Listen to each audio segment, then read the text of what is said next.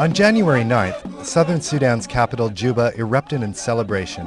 After decades of civil war, Southerners voted overwhelmingly to separate from the North. South Sudan is expected to become Africa's newest nation on July 9th. It will also be one of the world's poorest countries. And after decades of civil war, violence has become a way of life in many areas.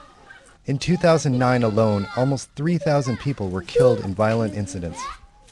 Many died in cattle rustling raids and clashes between tribes fighting over access to land and water. Ninette Lokali of the J tribe was shot in both legs during a cattle rustling raid by members of the Toposa, a neighboring tribe.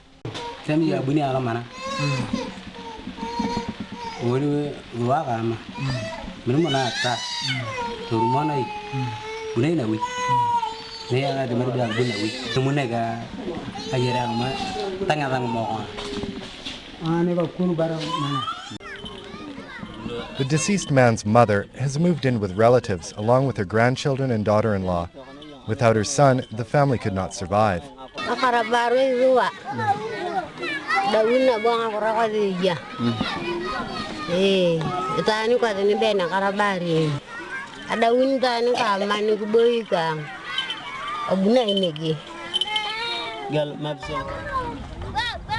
Boma is typical of most of southern Sudan. There's no secondary school or electricity and very few jobs. There isn't even a mobile phone network in the area, which is almost inaccessible by road during the rainy season. The people here survive by farming and keeping cattle, but in the dry season, herders have a tough time finding water for their cows. This is the only well in this J village, and it doesn't provide enough water. During the dry season, herders have to travel great distances to find water. But herders from the neighboring Toposa tribe are doing the same thing. This often leads to clashes and cattle rustling attacks like the one that injured Lokale and killed his friend.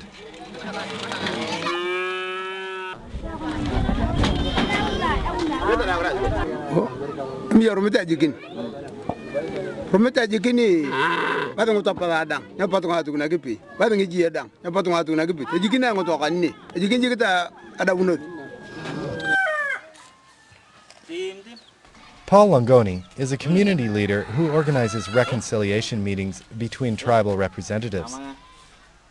But he says development is the key to stopping tribal violence. He says the new government should build dams and irrigation systems. A person who wanted actually to grow crops during this dry season, they can irrigate and they can grow greens, and of course they will earn. If you grow a lot of cabbages, onion, tomatoes, you take to the market, people buy, and of course it become like a small income within the community. That contribute to reduction of cattle rustling. That is how I think it would have worked. Yeah.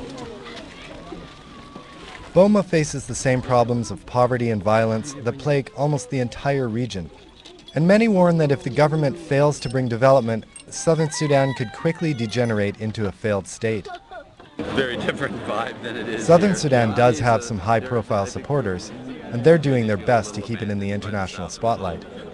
Just before voting day, Hollywood actor George Clooney visited Abyei, a disputed area claimed by rival tribes. One is loyal to the north, while the other wants to join an independent South Sudan. Yeah, just on the border, the north border, you got 55,000 northern troops, and just on the south border, you got, 20,000, who knows how many southern troops. And in the middle, you got the Missouri and the Naktinka, who don't particularly get along.